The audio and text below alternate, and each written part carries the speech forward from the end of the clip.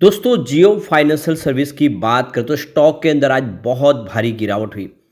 यहाँ पे देख सकते हो कि स्टॉक गिरते हुए काफ़ी नीचे आ गया, लगभग 300 के लेवल पर आ गया है। क्या 300 का स्तर भी टूटेगा? ये जो गिरावट हो रही है ये सिर्फ जियो फाइनेंशियल में नहीं है, पूरे के पूरे बाजार में है और बहुत ही ज़बरदस्त। आज जो गिरावट हुई वो एक तरह से देखें तो एक मार्केट में बड़ा क्रैश था। चाहे मिड कैप हो, स्मॉल कैप हो, लार्ज कैप, सभी जगह पे तूफ़ानी गिरावट थी और कोई बच नहीं पाया। यहाँ पे देख सकते हो कि ये जो गिरावट हो रही है, इसमें वजह जो है सबसे बड़ी एफआई की है। एफआई बाज़ार से लगातार एग्ज़िट हो रहे हैं और दिसंबर महीने में एक तरह से देखें तो वो हॉलिडे पे चले जाते हैं, अपनी बिकवाली करते हैं। दिसंबर महीना एफआई के लिए एक तरह से देखें तो वो ये बिकवाली का मोड़ होता ही है और इसमें इस समय जो माहौल बना हुआ है, जो फेड की जो रेट कट की जो फैसला हुआ उसका सबका असर भी नेगेटिव देखने को मिला। ऐसे में क्या है आगे की संभावना, उसको समझने की कोशिश करेंगे इस वीडियो के माध्यम से। क्या इस गिरावट के बाद कुछ पॉजिटिव संभावना बनेगी? लेकिन फ्रेंड्स उससे पहले अगर आप पहली बार हमारे चैनल पे आए तो चैनल को सब्सक्राइब कर दीजिए, एक बेल आइकॉन दबा दीजिए ताकि जब भी नया वीडियो बने पहला नोटिफिकेशन आपको मिले। वीडियो पसंद आए तो लाइक से ज़रूर कीजिए। चलो फ्रेंड्स वीडियो स्टार्ट करते हैं। मैं हूँ आपका दोस्त एस बी दवे और हमारे अपने चैनल ऑनलाइन कमाई में आपका बहुत बहुत स्वागत है। तो आज बाज़ार में बहुत भारी गिरावट हुई। यहाँ पे सेंसेक्स करीब 1200 पॉइंट क्रैश हुआ। आज देख सकते हो कि करीब 9.1 लाख करोड़ लोगों के पैसे डूबे। एक तरह से ब्लड बाथ था बाज़ार में और हर कोई इसमें से बच नहीं पाया और सबके पोर्टफोलियो बहुत ज़बरदस्त रेड हुए। यहाँ पे जो निवेशक जिन्होंने अगर 2-3 महीने पहले निवेश किया होगा तो उनको तो बहुत भारी नुकसान हो रहा है। सभी के सभी शेयर धराशायी हुए।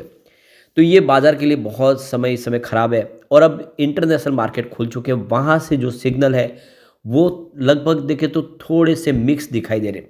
डाउ जोन इंडस्ट्रियल एवरेज इस समय देखें तो करीब 42,354 के स्तर पर है, जहाँ पे 0.029% की हल्की सी तेजी है।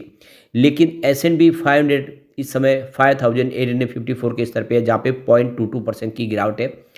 और नेस्डैक कॉम्पोजिट की बात करें तो यह 19,257 के स्तर पे आपको ट्रेड करता हुआ दिखाई देगा, 0.59% की गिरावट है।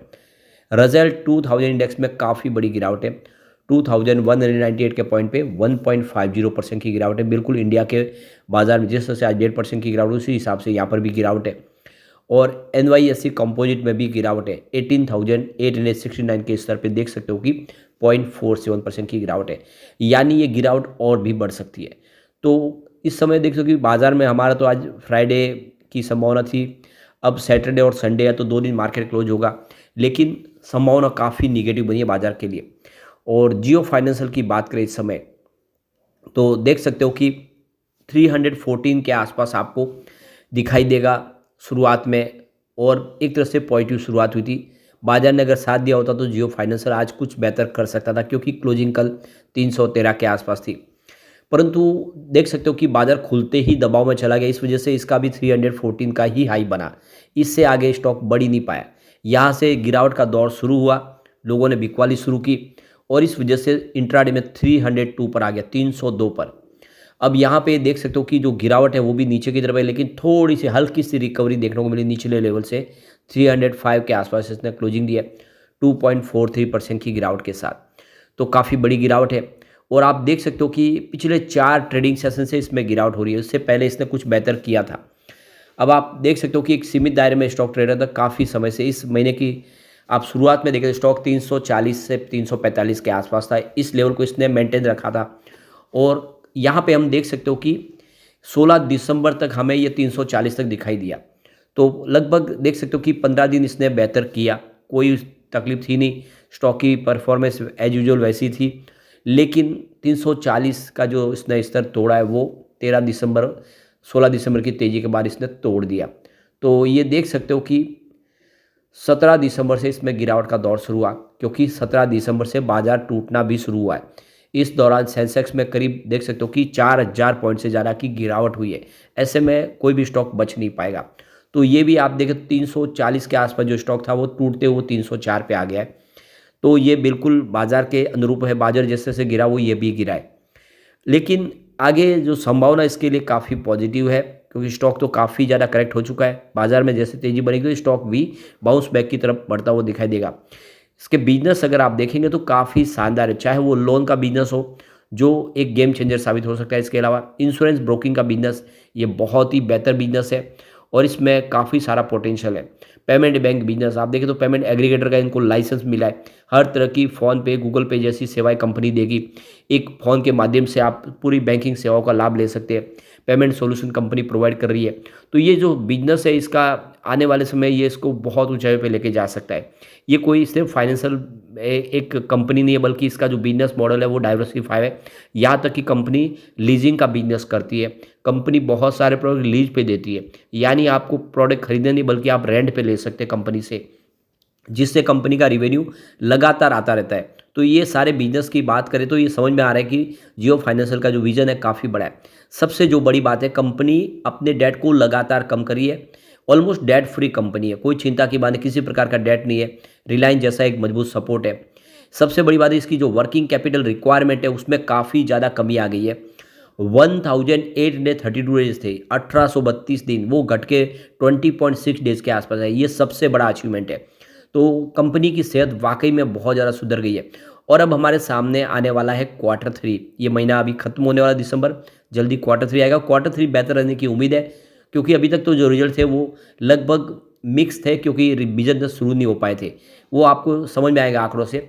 देख सकते हो कि सितंबर 2023 में कंपनी का सेल्स 608 करोड़ के आसपास था, जो सितंबर 2024 में 694 करोड़ के आसपास रहा। थोड़ा सा बढ़ा, लेकिन लगभग उसी हिसाब से था। उसमें खर्च कंपनी का बढ़ा क्योंकि बिजनेस शुरू होने लगा।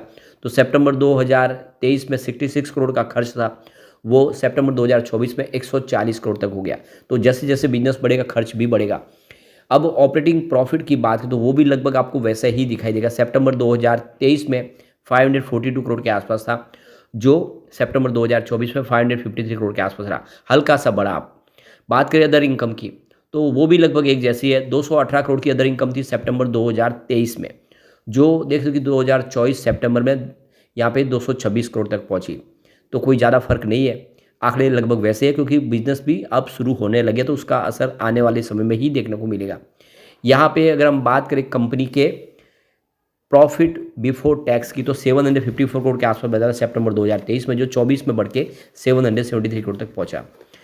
तो वैसे तो ठीक रहा है, लेकिन बीच में 2-3 क्वार्टर थे वो उसमें प्रॉफिट काफ़ी कम था। नेट प्रॉफिट की बात करें तो 668 करोड़ का नेट प्रॉफिट था सितंबर 2023 में, जो सितंबर 2024 में बढ़ के 689 करोड़ के आसपास पहुंचा है।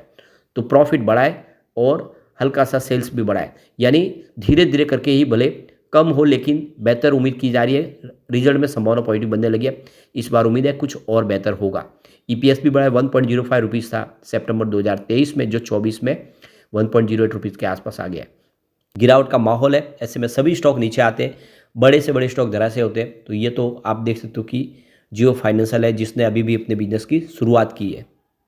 अब इसके लिए ही माइनस पॉइंट है और वो है इसका पी रेशियो, जो पेयर कंपनियों की तुलना में बहुत ज़्यादा है, और इसी को लेकर बार बार लोग कंफ्यूज भी हो जाते हैं कि क्या ये वाकई में अच्छा कर सकता है। तो बजाज फाइनेंस सबसे ऊपर है इसमें, इस सेक्टर की कंपनियों में, जिसका पी रेशियो 27.58 का है। बजाज फिंसर्व नंबर 2 पे है, आप देख सकते हो, जिसका पी रेशियो 29.47 है, जबकि जियो फाइनेंशियल का पी रेशियो 120 का है, जो बहुत ज़्यादा है। बजाज होल्डिंग्स का पी रेशियो 16.16 का है। श्रीराम फाइनेंस जिसका 13.80 का पी रेशियो है। चोलामंडल फाइनेंस जिसका 25.97 का पी रेशियो है, और HDFC AMC जिसका 41.21 का पी रेशियो है। सभी 2 डिजिट में, ये अकेला 3 डिजिट में। लेकिन बिजनेस को अगर देखेंगे तो आप समझ में आएगा कि वाकई में आने वाले समय ये कुछ कमाल कर सकता है। लेकिन फ्रेंड्स, कोई भी इन्वेस्टमेंट करने से पहले अपने फाइनेंशियल एडवाइजर से एडवाइस ले लें या अपना खुद का रिसर्च करें, क्योंकि मैंने वीडियो आपके एजुकेशनल पर्पज़ के लिए ही बनाया। वीडियो पसंद आए तो लाइक से जरूर कीजिए और चैनल को सब्सक्राइब कर दीजिए। Thank you friends.